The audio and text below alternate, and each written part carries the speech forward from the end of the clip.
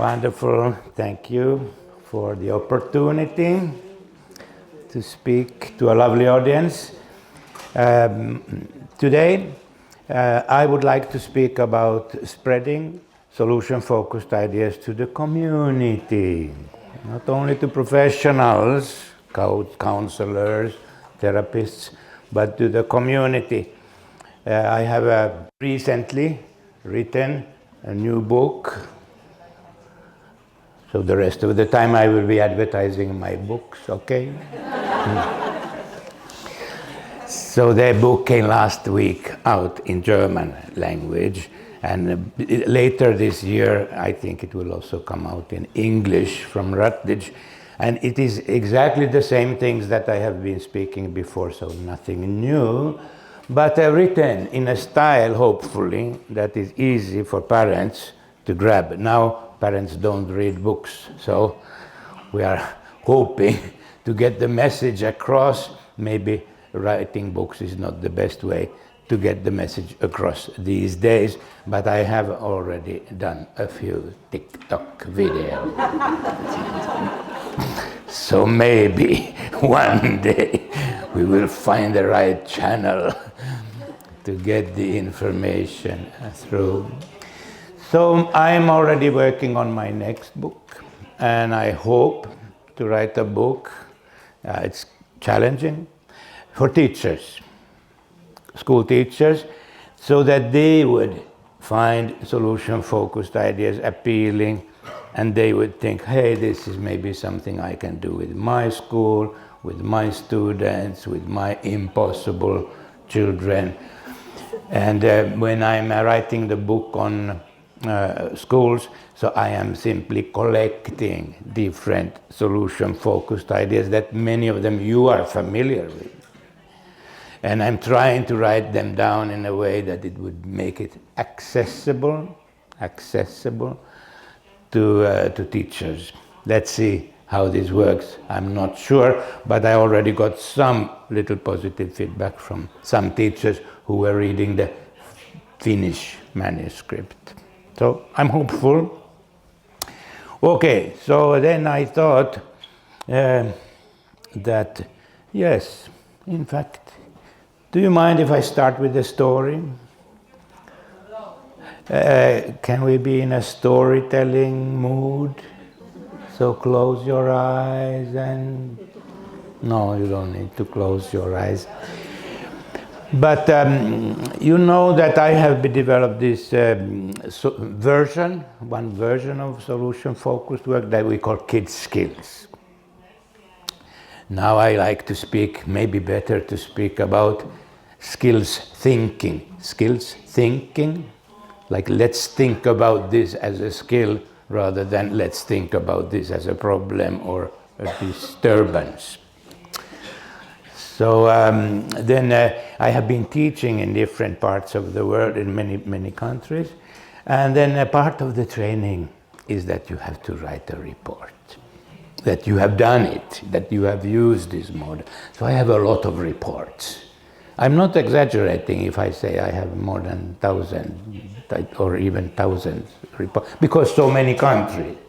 Of course, there are many written in languages that I don't understand. But this one is from South Africa, so English, and I try to tell the story. So this teacher in the school has been worried because there is a girl in the school that seems to be in trouble. He knows, the teacher knows, because his own son is in the same class. Actually, to be honest, I don't know if it's a he or a she. Let's say she, the teacher, is worried about this because her own son has said that this girl is being bullied. I don't know how the girl looks like. Maybe she's a little bit overweight. Maybe she's more black than the other children in the classroom. And so name calling. You are a cow, you are ugly, and things like that. So this teacher was so worried that she spoke with the classroom teacher and said, "Did you know this girl is being bullied? Do something please about it." And the classroom teacher did something about it. And I asked her, the son, "Well, is she still being bullied?" No, it's okay now." "Oh, God sei Dank, thank you. Something happened." It's not always easy to make changes like that, but it calmed down and the bullying, the name calling stopped, according to the son. So then, but it didn't really stop. It continued. And the girl now came to the next seventh grade. And the teacher was a 7th grade teacher.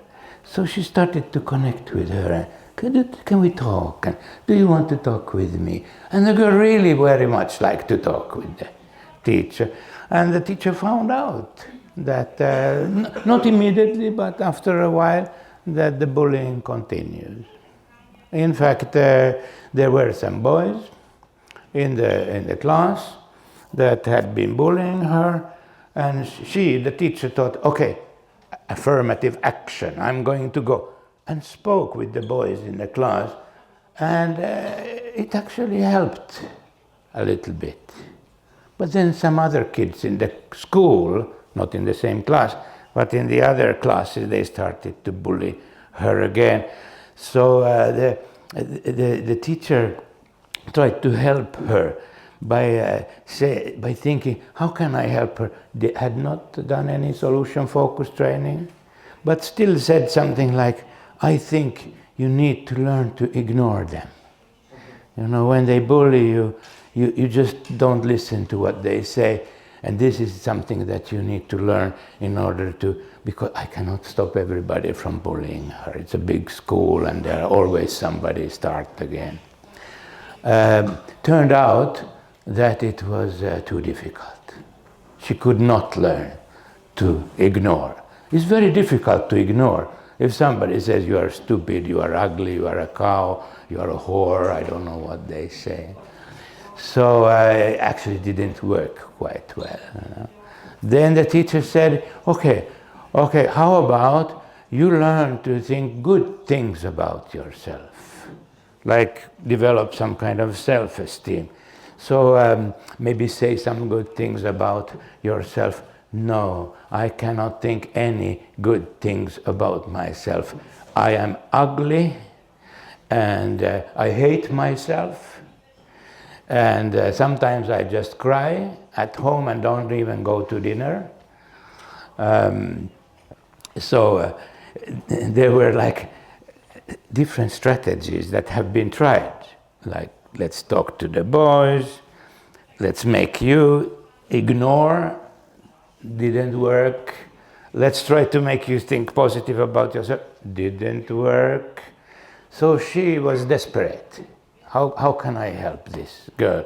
And they already had developed a positive relation. The girl loved to come to talk to her, and they were almost like developing a friendly kind of relationship. Then the teacher took some training in solution-focused work. And now I have some ideas of how I can help her. And went back and said to the girl, I have taken some training. I need to find somebody to try my ideas. Would you like to help me? And because the girl liked the teacher very much, so she said, I'd be happy to. And they started to do, well, you can say kids skills or solution-focused work. And the first step is to find a skill for the girl to learn. Normally, if anybody would bully her, she would start to hit them, attack them. So her strategy was attacking, which is not good. And the other strategy that she had, let me think, was, yes, to attack verbally back. You are ugly, you are shit, you are whatever.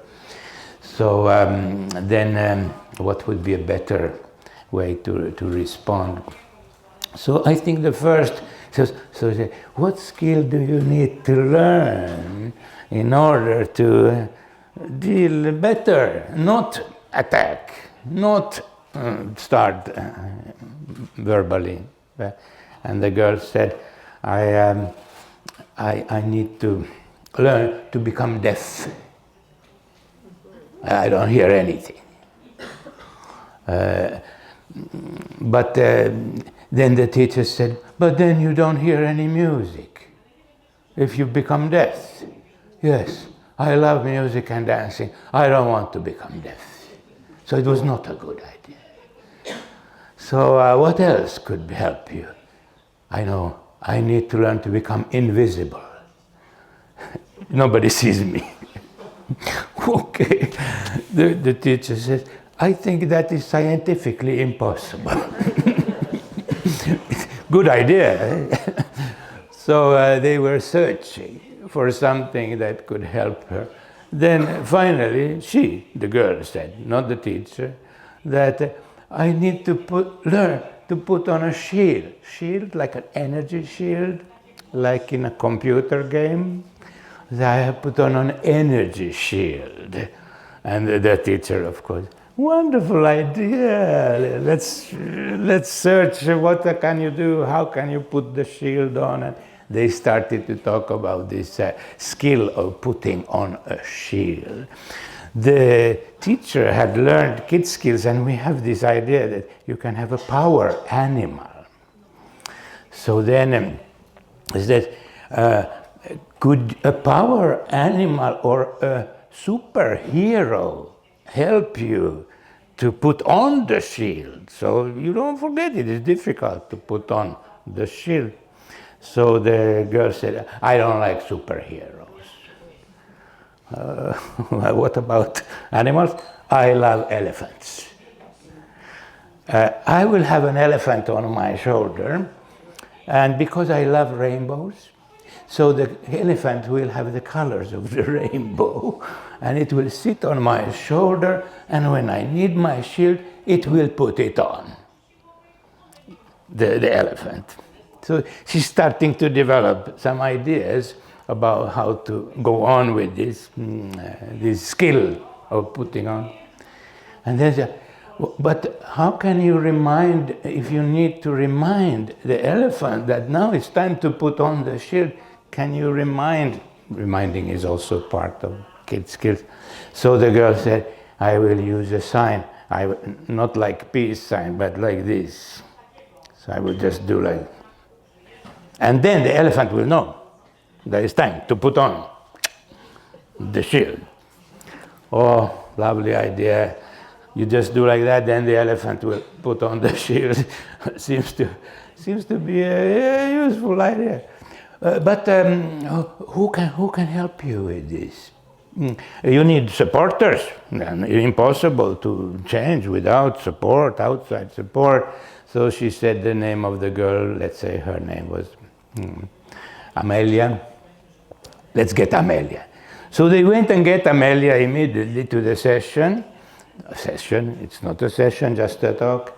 And Amelia comes and then she starts to explain to Amelia the whole thing with the elephant and the shield and everybody of course knows that she's a bullied girl, so maybe the Amelia is already happy for her that she's at least have some ideas what she can do. And the teacher didn't have to do anything because I call her Luna explained to Amelia everything. And now they made an agreement that they will support each other by this. You can imagine.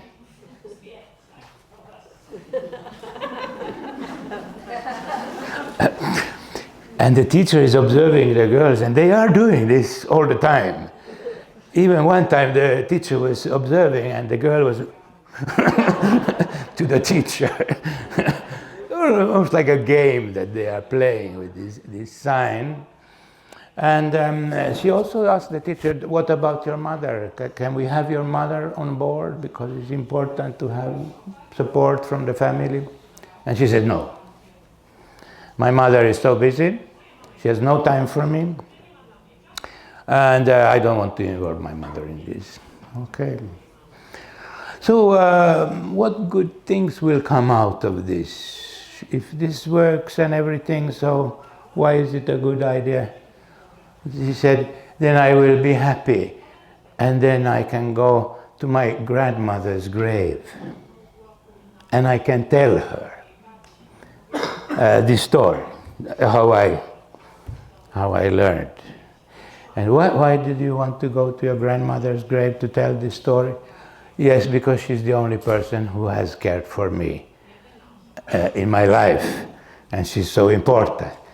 And I am sure she's very sad to know that I am sad.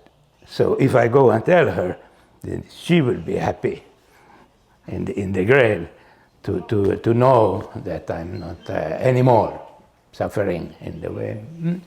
Okay, beautiful. And then who else can help you? So now the teacher suggested that we could have one more supporter in the school. Now we already have the two girls helping each other. It's kind of okay. But it would be nice to have one more. And then she says a name of a girl and said, why her? Because she is sad most of the time, and she has been cutting herself. She also needs this skill. So she can support me, but she needs the skill actually, maybe more than I do, I don't know. So then immediately they get the third girl into the circle. And again, they explain the whole thing and how to do an elephant and I don't know. So then now they have three girls involved in supporting each other. And they are like all the time doing this with each other, kind of humorously supporting each other.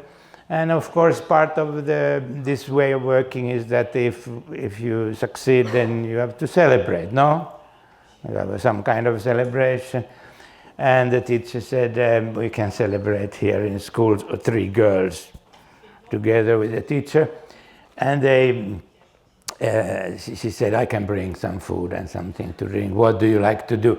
The girls wanted to dancing together. And so they had to have permission from their own teacher to come to this other teacher's party in the school. So they get permission, and 2 hours they were partying together for this success. And not only partying and dancing, there was a ritual.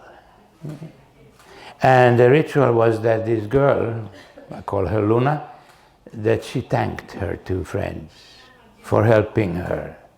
That you have been so important to me, that you have helped me in developing, I don't know, what shall we call it, self-esteem or strength.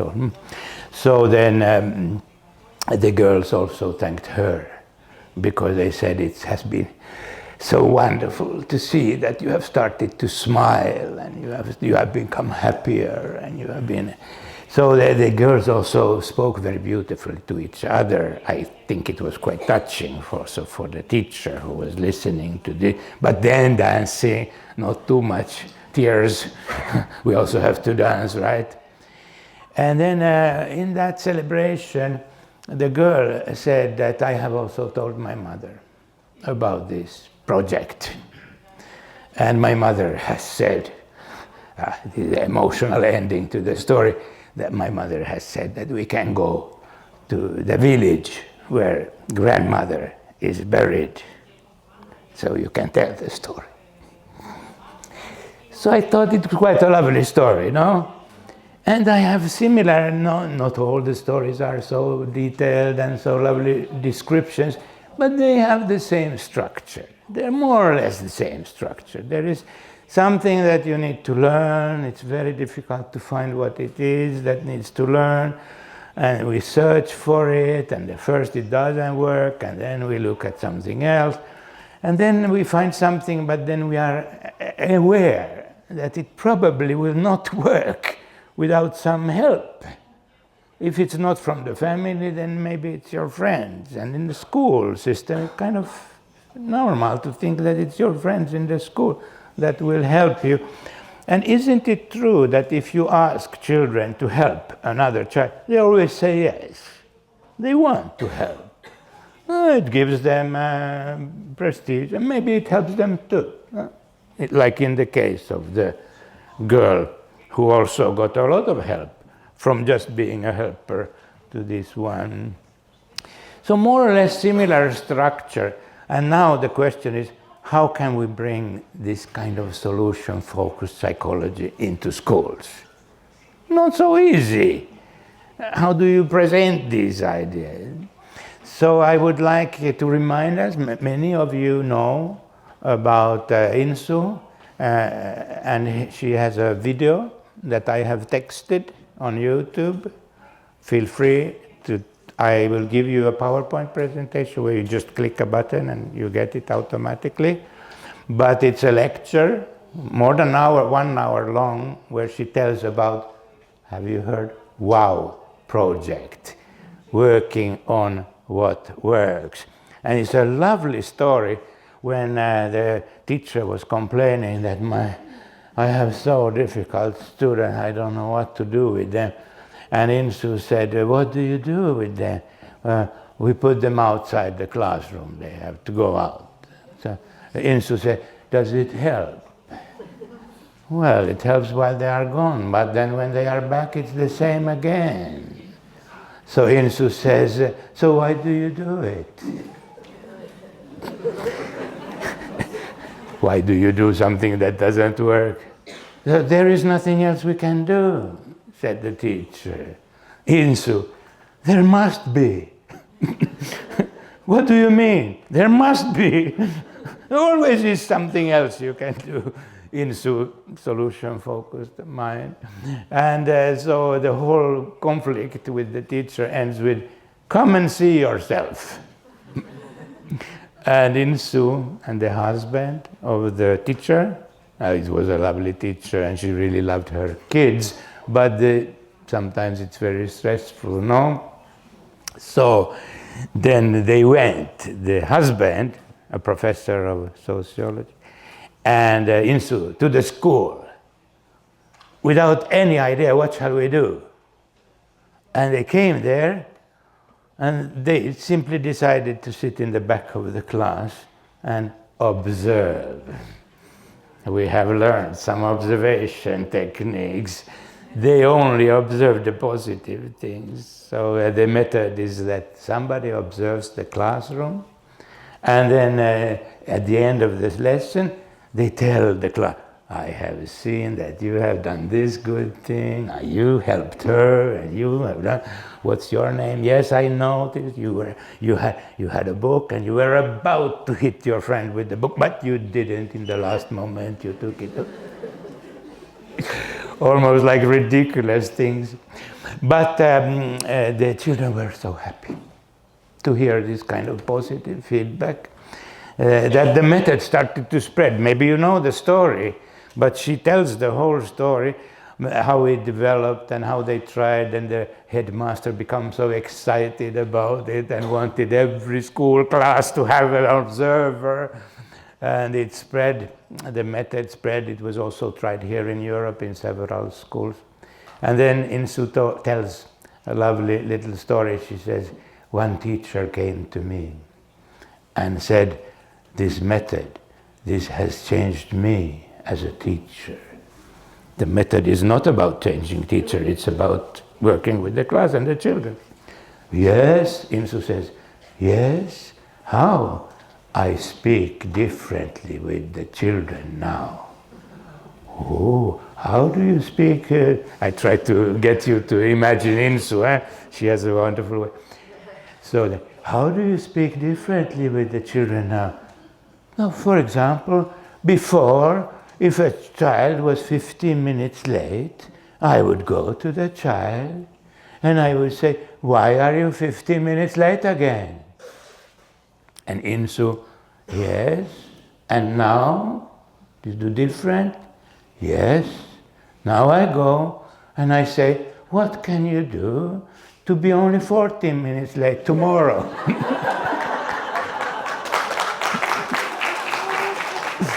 And it continues. Insu says, And what happens when you do like that? We have a totally different kind of conversation. How you begin, what words you use, even if it was a little bit silly, it's silly to say. How can you be 14 minutes? No, only 14 minutes. Maybe it was a little bit exaggerating in the story. Maybe it wasn't exactly like that. But I like the story because it has the idea that when we start to do something solution-focused with the classroom or with the coaching, or somewhere we are doing some solution-focused things, it can start to spread and it changes mindset, like you get a different mindset where you are more like a hopeful mindset. What's the next step? What movement needs to happen so we could be happier? Okay, so I thought I would this is the video. So you get the PowerPoint presentation, just click on the picture of the video and you can see it has subtitles in many languages, in German, in English, and so. By the way, the video is terrible sound quality, so it's impossible to hear what she's saying, but I have texted everything. A big team of people have been trying to figure what is she saying to get the subtitles right so we can actually hear what she's saying. It's from a conference in Singapore, 2005 or something. Yeah. Okay, so I have also been involved with schools, so I thought maybe I will tell you this, that I have also created a kind of a wow project. It's a little bit different. It's based on this kids skills idea, and we call it skillful class. I'll give you a quick summary of, this is not a lecture about skillful class, but just you get, I'm trying to paint a picture of what all kinds of things you can do in the school. So this project is like the teacher comes to the classroom, maybe together with a social worker or psychologist, and says, do you want to become a skillful class? What is that? You can get a certificate on the wall which says, Hall of Fame, this class is a skillful class, and then they show the beautiful certificate with the pictures and so on. And then the children become a little bit interested, and then the teacher has to say, yes, but you cannot do it without permission from the principal of the school, and you have to apply. So a little bit gaming, kind of gamification. No? So then the children apply from the headmaster of the school, and the headmaster writes a little letter back, just copy paste because I have written the letter beforehand, and then you get the answer. I'm glad to give you permission to start the project. And the project is like a couple of weeks. First, they have to decide what skill they want to learn. The whole class together. It's like a collective skill. They have 6 skills they can choose from. So it's not like you have to decide, would be better, but then it takes a lot of time. So there are actually pictures of different kinds of skills. Now just to give you an idea what kind of skills, yes, this kind of very normal skills. Put your hand up when you want to speak in class. Listen to the teacher when the teacher is giving instructions. Nothing special. Calming down for lessons and so on. So, but the solution-focused niche is that you actually ask the children to decide which skill they want to. Even if the teacher may have another idea of what would be important for the kids to learn. And then the project, there are six skills. And that takes like 2 weeks or maybe 3 weeks. And then the children have mastered the skill. And then the teacher says, yeah, no, it's quite good. Yeah, we could go on now. This was just the beginning. No, the hard part is just coming now. But you can guess, already you can guess, that the teacher divides the class into small teams. And the teams are skills teams. And these skills teams have the obligation or the responsibility to help each other, to do whatever it is that they are learning to do. So you kind of create, again, the same system where the kids are responsible for supporting each other in small teams to make it happen. And the teacher is now not coaching individual kids. Now the teacher is coaching teams. So you are like a manager of a company who speaks with this team. How is this team doing? Did you find some ways to support each other? Wonderful. Do you need some help in this team? So you are still coaching the kids, but now you are coaching teams. You're also not giving positive feedback for individual children. You are giving positive feedback to teams. This team has done wonderful. I'm so proud of you. So you can do all the positive feedback, but now it's more like team-based positive feedback. So then they apply again. Maybe I'm exaggerating when I suggested that you have to apply again, but you have to apply again to get permission to continue, and then they get to choose their own skills, like my skill. What is your skill? So they have cards, they have to look at the card, and they can choose whichever skill they want. It's 22 skills. Here's an example. Popular skill, by the way, for children, speaking in front of the class. If you are shy, you need to get the courage to speak in front of the class. And even I was once in a classroom. They say, can you come to our school? And you could give the certificate to the class. And the headmaster, rector, we were there in the school together, and the kids are sitting, and the teachers. I'm happy, I'm proud to present, and do you know who this is? And here is our rector, and we have a celebration. And she had the certificate in her hand, and then she was like going to give it to me, so I give it somehow to the class. And then the teacher says, anybody want to share? Tell what skills you have been learning. Many children, they want to tell to us. And then one little girl was from Vietnam maybe, and she also had her hand up. And the teacher says, okay, maybe you can tell. And she said, my skill is learning to speak in front of the class. She's very shy. So I said, maybe it was a stupid thing to say, but anyway, I said, okay, wonderful. Have you done that already? And then she said, she hasn't done it yet. But now you did it. You spoke in front of the whole class. That's well done, good job. So it's possible that we all maybe give you an applause, but only if you want, only if you want. And she's like,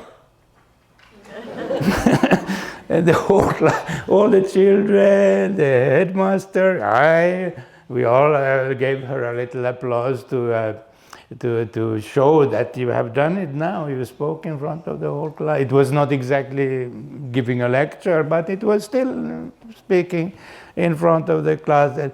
And then you could see she was so happy. You could imagine she's going home after the school. And, Mommy, they gave me an applause. Why? And then she can tell the story so she can be proud of her. But I also noticed that it was not difficult to get the other children to clap for her. So you can create a kind of a positive energy or mood where people feel comfortable with the idea that we are helping each other here. The skills team is also like an idea. You are helping each other. You are not only helping, you are also thanking each other. It's not enough that you help. You have to combine helping with thanking. When thanking goes together with helping, then people say, okay, I'm willing to help one more time. But if nobody thanks you for helping, then maybe you lose your motivation for helping. Okay, so we are that's what I wanted to tell you about this thing. And then, yes, what kind of skills? Maybe you think, what kind of skills are we talking about? All kinds of helping another person, listening better to what other people, apologizing when you have done something wrong, protecting when somebody is being bullied, important skill. So I have just collected a lot of, is it not called social skills or psychosocial skills? Joining others, important skill. When others are playing, do I dare to join them and ask, can I play with you? Or do I aggressively go? So this was the protecting. I didn't put all the pictures here. I just wanted to give you an idea of how it looks like. This is my favorite skill. This is one of my favorite skills, is when somebody says you are stupid or you are an idiot, what do you say back? You can also say you are more stupid than I am or something, but then it can be an escalation. But if you say something humorous, that would be nice, huh? So I once met twins, 6-year-old twins. And I was interviewing the mother with the twins. We spoke about how clever the boys are, and how wonderful things they can do, and how good they are in mathematics, all kinds of things. And then I asked the mother, so what skill do you want your sons to develop and learn? It was a demonstration of Kid Skills method. Everybody was waiting. How long time are you going to spend just talking about the good things? We want to see action. And the mother said, what do you mean? I'm totally satisfied with my boys. I said, this is a disaster. Everybody is watching me doing demonstration. One of the 6-year, they were not identical. The other one was actually bigger. So he said, I have something I want to learn. I want to learn what to do when others are evil or saying evil things. I said, that's a good one. That's a good skill to learn. Mama, you are right. They are clever, your boys. So then I suggested that a good skill is to say something humoristic when somebody says something nasty to you. And then, but it's difficult. Well, how do you find something humoristic to say in the moment somebody is saying very bad things to you? So we needed examples. And we got some examples, and I don't remember, maybe we had 3 examples, but one of them was that somebody, another boy, I think, says to you, you are a 6-year-old boy, you are a girl. That's what they apparently say. So now you have to find a humoristic answer to that one. What can you say? And then we had a competition, who finds the best, answer, because the boys didn't have anything. And the boys were the judge and the jury. If it's a good or bad. Most suggestions, no, wouldn't work. But I remember the one suggestion that the boys gave the thumbs up. It was, oh, that's good, because then we can get married when we grow up. And I remember when this suggestion was made, the boys were almost like you were expecting that next day they go to school, hoping somebody would say, you are a girl. I know what I will say back. Is also a skill, kind of a survival skill. And if you do it humorously, then the other one does not lose face, and then it doesn't escalate. Okay, let's not go into politics. I don't think it works with everybody. Okay, but you get the picture. It's like also a skill that children can become better at. Yes, by the way, apologizing, don't you think is an important skill for children to learn? Many children don't know how to apologize. They refuse to apologize. Or, have you heard about forced apology? You have to apologize now. And then, oh, sorry, hug, please hug, now hug. It's not the best way to apologize, forced apology. So I thought I would give you a little, and by the way, if you are interested in these cards, they are available in some languages. But I wanted to show you a little, since we are all Insu fans, maybe we can watch a quick Insu video, because I thought it's so nice. It is not that one. It is this one. Let's make sure we have sound. How old are you, Alex? 15. 15. Oh, so there's that. Sorry about that, I need to put the sound like that, and then it is, which one is it? Samsung? This? Samsung? Yes. Okay, then the sound should come out. Yeah, it's good. Thank you. Yes. Alex. Okay. Alex. How old are you, Alex? 15. 15. Oh, so does that make you junior, sophomore? Freshman. Freshman. Freshman in high school. Good. Is he good student?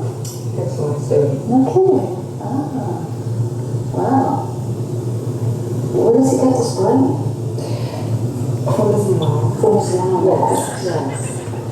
What do you think? Where do you get your brain? Not quite sure. You're not sure, huh? You just what, are you born with it? Or did you develop it? Or I think I developed it. you think you developed it? Genetics had nothing to do with it. I know. Good. What's his best subject? What's your best subject? Probably English and math. English and math. Both. Ooh. That's good. Yeah. They're probably. I'm sure. So, what do you like about Mom? What does Mom do well around the house? Well, she's a good cook. She's a good cook. You can tell he likes to eat. Yeah, he hasn't missed any meals. She's just fun to be around. I like the way she interacts with her friends. Your friends? Yeah. My goodness. I'm also the president of the football boosters. So Football booster. How are you? I'm at school a lot. Right. Great. Wonderful. And she's real supportive. She's very supportive. Wow. So she's on top of being very smart and very busy. She's also a very good-hearted mom. Great. Wonderful. So what do you suppose it needs to come out of this meeting too? So I think you get it. I wanted to show you, because I think it's quite important how you start a meeting. And now we are thinking about schools. And in schools they have a lot of problems. And they have a lot of meetings where they have to discuss the problem with parents, with children. And then we have something to offer from the solution-focused world that we like to start in a positive tone. We create a Stimmung, an atmosphere, a feeling, a mood for the session. And of course, it was just an example of how to create the mood for the session. But very nice, no? even the boy was giving compliments to the mother, so it was not just let's give compliments to these poor children, they need them. It's more like let's talk in a way that makes everybody feel comfortable about this meeting, and we have a good mood, then we can go on. And of course we do go on and ask people what needs to come out of this meeting, what would be a good result from this meeting. If this meeting was successful, what would happen? You want to start to get people talking about what would be good in the future, not so much what terrible things have happened and what is a problem at home and what is a problem in the school. So then you are more likely to have a good conversation than if you forget to do this. I have once tried, even we had a family and it was a little bit bigger group because the mother had brought her friend, and there were 2 teenage girls and there was a 3-year-old boy who was making a lot of noise. And then I said, do you want to start by playing a game? And everybody said, better to play a game than to start to talk about problems. So I took the Sharpie and I said, we rotate the Sharpie, and when it shows mother or the friend of the mother, then everybody has to give a compliment to that person. It's like a ridiculous, simple game. But fortunately the pen or the Sharpie pointed first to the little boy, the 3-year-old boy. And she got a lot of compliments because everybody loved him so much, so it was very easy to give wonderful compliments. And I got the feeling that the boy kind of started to calm down. Maybe I'm hearing something interesting being what are people talking about? Me, positive things. So you could see that even a 3-year-old will start to calm down. And then of course we did all the other members of the discussion. So it's just a creative way of doing it. I'm sure there are millions of ways of getting people to talk in a positive way. But Arnold Huybers, do you know the name? Arnold Huybers is from Holland. He's also a teacher of solution-focused therapy. So he had observed Insu so many times that I think it was because he observed Insu that he started to create a method, like make it more methodological. So he created a method called circle technique. Have you heard about the circle technique? You just put one big circle on a paper flap, and inside the first circle you write strengths. What are you good at? What can you do? What do you love to do? What people say about you? What your friends would say good things about you? So you just have like an inner circle. And once you have had that discussion, you can imagine, it's the same discussion that we just saw more or less. But then once the first circle is done, Arnold put another circle around it. And in this other circle, you cannot write any problems. No problems in the second circle. Only goals, skills to learn, behavior to change, sleep more, play less computer, whatever, study mathematics, find a friend. You only write different kind of goals in the second circle. Sounds logical, no? And then you ask the client, which one of these goals that we now have, maybe 3, 4 different things. And I remember Arnold told me about a case, a fresh case, and the boy was very clever. So there was a lot of information in the first circle. But it was a serious case because he had said that he wants to die. that he was suicidal, like a 12-year-old boy or something. And then the school was alarmed, the parents were alarmed, and they bring him to psychologist for a talk, and Arnold always makes the circles. So he's doing the first circle, he plays chess, he's mathematically talented, he has this talent, that talent, computer programming, whatnot. So, let me put another circle here. In this circle we will put your goals, what you want to change to make your life better. So what do you want to change? He says, I have been fighting, I'm having so much arguments with my teachers and also at home that I have felt like I want to die, he said, which is a problem description. So loyal to the method, he says, so what do you need to learn in order not to feel like that? It's correct. I cannot write in the second circle, I feel like I want to die. That's a problem. So he thinks for a lot, clever guy, he thinks for a moment, and he says, I think I need to learn to ignore my teachers. And you can imagine Arnold, okay, we're writing, learn to ignore you also need to ignore your parents.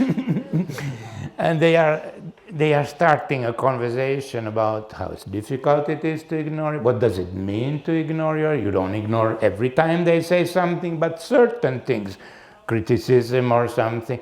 And how do you need to change in order to get less of that kind of, I don't know the details of the conversation, but you can imagine that it can be maybe quite a nice conversation. And it was a successful case.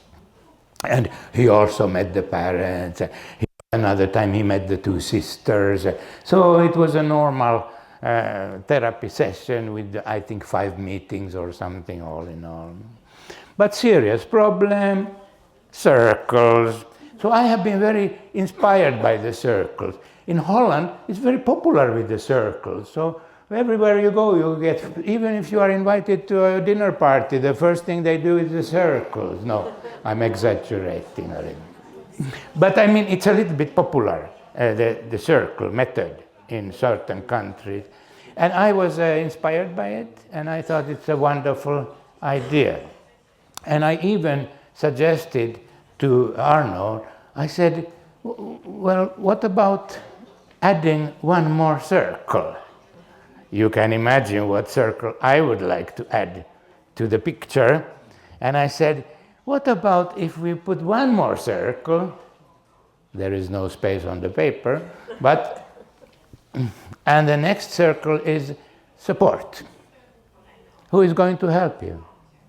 Who is going to help you with this? You remember the story, huh? 2 girls in that story, but maybe impossible without the support. The support is an important element in change. So I said, maybe we should have one more circle, the circle of support. And Arnold said, that's a good idea. I have to think about it. And then he started to tell people, he was kind, he said, Ben suggested that we put one more circle. And then people gave him feedback and said, yeah, it works. It's a good idea to have a 3rd circle. So that's why I was convinced that maybe this could be something that would work for people, to have these circles, visual interviewing style, where you have, it doesn't have to be circles, it can be whatever. So I would like to tell, and by the way, just so you know, there is a video about circle technique on internet, and you don't have to search for it because it is also here in the PowerPoint presentation. So let's go back to our presentation. These are some pictures of interviewing with the circles. And then here is a video about the circle technique. This is, by the way, Arnold's wife, Jikke. I wanted to tell you also about one more thing, and this is the 3 houses method. Have you heard about the 3 houses method? Some of you have. It is part of, yes, it is part of signs of safety. Child protection work with a solution-focused philosophy in the background. And in signs of safety, it was developed in New Zealand. And do you know the law in many countries says that you have to talk to the children. You have to listen. The voice. Children should have a voice in child protection. And even in the law it says so. But nobody knew how to talk to the children. It's very difficult to talk with the children. Maybe they don't want to say anything, or maybe we don't know how to ask questions from them. So in New Zealand, the social workers, 2 of them, developed an interviewing method. And they gave it the name 3 houses method. It became very popular. I think there is even an app for your phone, free of charge, which helps you to do 3 houses interview. Now, what are the houses? The houses are, this is a video that you can click so you can learn about the method. But the 3 houses are like, the first house is like the house of worries, what you are worried about.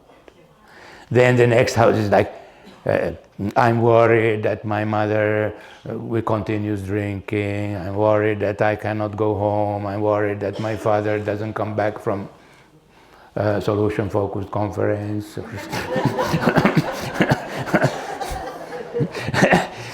The next house is like, what are the good things? Well, to play with my friends, to go riding on the horse, things. Good things. Everybody has also good things. My grandmother, I visit there in the weekends, whatever. And then the last house is the name of the house is the house of dreams. That means what you hope. I hope I can live together with my mother. I hope I don't have to be a long time in the institution. I hope my father and mother go back together. I hope my father stops drinking. Whatever they can say part of their dreams. You get the picture? What shall we start? Where do you want to start? Shall we start with the good things? Yes. Okay, what are the good things in your life? We write it here in the central house. And then, do you want to talk about worries? Is there anything that you are worried about, that you are not so happy about, that are challenges? Yeah? And then finally, what do you dream? The method was developed for interviewing children so that you can take the paper and show it to the judge who makes the decisions, or the court. You can show it to the parents so they get a better understanding of their own child. So it's like really a communication method. The child's ideas are communicated to the wider community, and they have even a rule that the child has to know who you will show this paper to. I will show this to your parents afterwards. Or I will show this to the court where they make a decision where you are going to live, or something like that. Okay, 3 houses method. If you are interested, please click on the video and hear about it. It's becoming very popular around the world in child protection, where they are interested in this kind of thing. So I thought that was so nice idea with the 3 houses that I would like to suggest. By the way, there's also a video about Su Yang, who is one of our favorite presenters, teacher, who has developed a method of working with bullying. But if you're not familiar with it, I have created a video with subtitles in many, many languages where she's explaining herself the idea. So here, this is my final slide. We are almost done. Thank you for your attention. So I suggested, and have been suggesting, since it's very difficult to draw 3 circles in one paper, so I said maybe we should use the houses. And now when I go to schools and I speak to, let's say, school counselors or school psychologists or teachers, special teachers, so I recommend, not that I have like a lot of experience, I'm not speaking from this is a good method because I have tried it for many years, like Arnold can say, but it's a combination. It's a combination of Arnold's ideas and then a combination of 3 houses. So you can see the first house is house of strengths. And then it means before we start talking, I would like to get to know you, or I am your teacher, I already know you. I know that you are good and we all know that you can do very well there. And I heard from your father that you can do this. And I've talked to some friends. You see, you collect positive information about the person in the first house.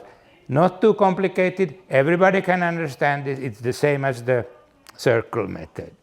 But then you go to the second house and you say, in the second house we will try to find something that you want to learn or change or improve in your life. What is it that Mama, what do you think she needs to improve? Insu also did exactly the same. She says, Mama, what does he need to become better at? And it takes a long time, but in the end you find out that the mother says he needs to learn to become better at doing chores, home things at home, washing dishes. He says, I don't want to wash dishes when I have been at my father's place during the weekend and I haven't made any dishes. So why should I wash dishes? And the mother is like, can I kill you right now? You should also wash dishes like everybody else. No. So there's quite a lovely conversation as they start talking about, should I say the second house? What needs to happen? What needs to change? And then if people talk about that, you can go on to the third house. And then what is the third house would be, normally you would say, now we need a plan. But instead of saying now we need a plan, what about if we don't say now we need a plan? You say, who is going to help you with this? If you say who is going to help you with it, you are automatically making a plan, I'm thinking. So it's nicer to get the question who is going to help you than to get the question, so what are you going to do about it? Because if you get the question, what are you going to do about it, you feel pressure. And then maybe you lose your motivation to change. But I think it's nicer this. How are you going to help each other to develop some skill or ability? And so this is my proposal. It's just a proposal. But when we are going to spread solution-focused ideas to schools, they will not buy, like the idea that I have developed was kids' skills, 15 steps. They go like, 15 steps, are you crazy? Do you have something with 3 or 5 steps?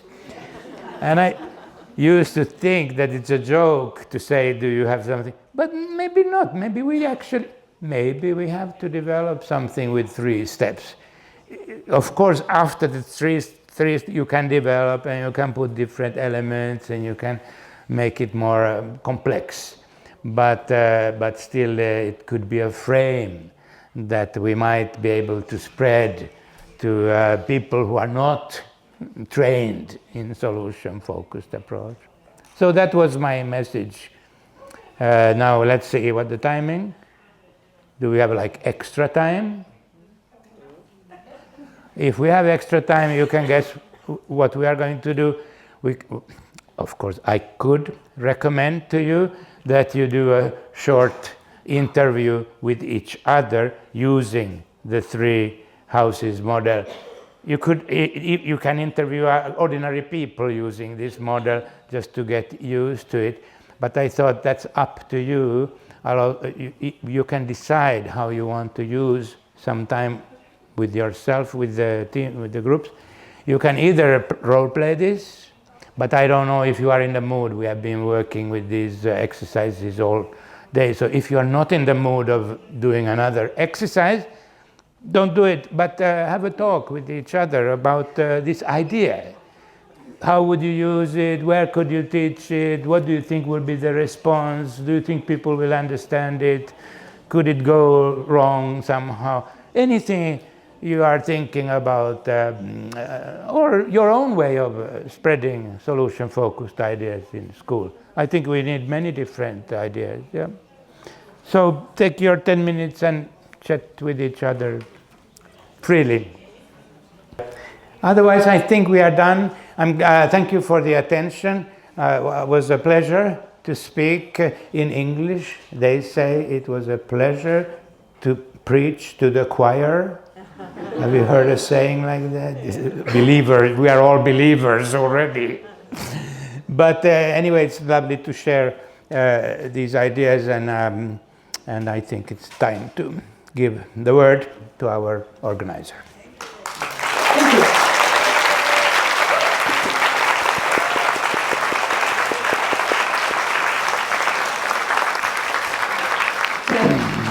I will